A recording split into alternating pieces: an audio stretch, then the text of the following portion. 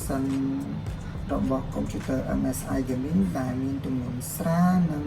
ស្ដើងជាងគេត្រឹមតែ 1.8 គីឡូក្រាមនិងមានអេក្រង់ 15.6 inch Full HD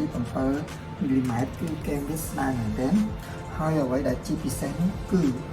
ការផ្ដល់ជូនពីហាងតែម្ដងអញ្ចឹងរាល់អតិថិជនដែលគាត់បានជឿនៅផលិតផល MSI GS639SC ដែលមាន graphic GTX 1650 ដែលមានតម្លៃ 799 គឺលោកអ្នកអាចមានសិទ្ធិក្នុងការ upgrade SSD ទៅជា 1TB ដោយមិនគិតថ្លៃហើយនឹងមានការផ្ដល់ជូននៅការធានារយៈពេល 3 ឆ្នាំពីក្រុមហ៊ុន Patrick នៅសហរដ្ឋ